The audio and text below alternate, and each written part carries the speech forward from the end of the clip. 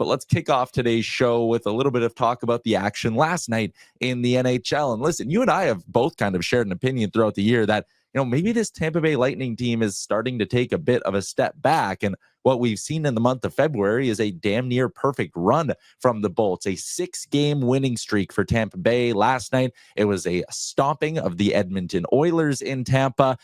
So let me just ask you the title of the show, Frank. Are the Bolts back? Are they a threat? I think they're a threat. Here's why. The Eastern Conference is wide open. If you were to tell me that the Tampa Bay Lightning don't have as good of a chance to get out of the East as the Washington Capitals, who lead the conference, I'd say you're crazy. You have to go back to, I'd say, the COVID year and how wide open it was in terms of a path to get to the final that, by the way, the Toronto Maple Leafs had in the North Division in terms of getting there. That's the last time it's been this wide open. I mean, last year we had the reigning Stanley Cup finalist Florida Panthers, who were a team on a mission. That was a significant roadblock. The year before that, even though they lost in round one, the Boston Bruins set the NHL record for points and wins in a season. So you're not looking at that being wide open. That's a kind of juggernaut in the way.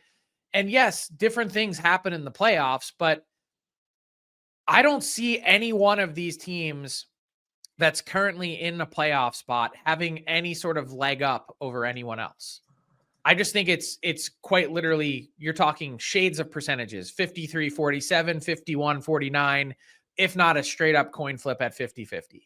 So I think the Bolts, if Andre Vasilevskiy can get hot, if they can get the defensive play that they need in their own end, led by Victor Hedman, and if their core players, Kucherov, Point, Seravalli, like the same guys that you saw make a big impact for Team Canada at Four Nations. And oh, by the way, stirring pregame speech from John Cooper as captured on camera.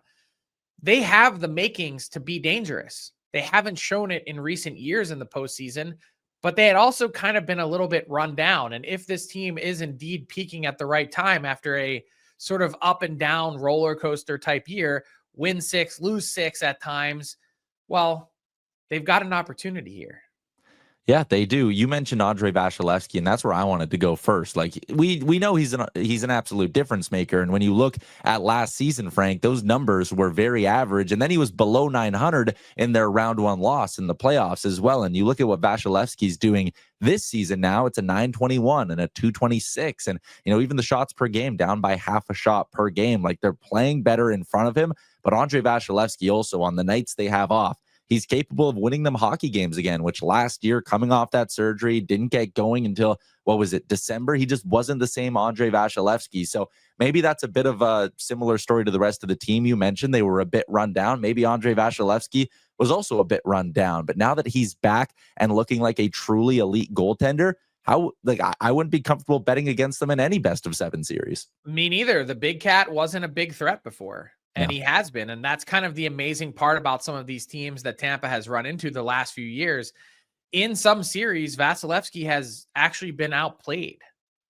Like there was a stretch where the Leafs got better goaltending in their series against them, and yet Tampa still finds a way to win. So it's been up and down all over the place. But if he's truly at that level again, which you just looked at the numbers would indicate that he is damn close to it. I mean, you're right. How do you bet against Tampa? I can't bet against the Bolts. Yeah, they have $5.1 million in projected deadline cap space. Not a lot of assets, though. That's always been the problem in Tampa Bay. No first rounder this year. They do have an extra second rounder, no third rounder. I wouldn't even make given the issues that they've had in the postseason in years past and that they've been run down, I would allow this core to stand on its own 2 feet. And I don't hate that either. I was thinking like maybe you do like a second round pick for some middle 6 help and get some scoring. Yeah, I mean, if you want to do that, great. But again, we're talking single digit % chances. How much would that player improve their team's chances to win the cup? If not, hang on to it and just let them be as they are. There's no need to go out and go crazy. The last thing I just wanted to touch on, and maybe it's because he's fresh in my mind watching him play so well at the Four Nations, but it was not popular Gensel for Stamkos, that little swap. I know it's a little indirect, but it's looking pretty good.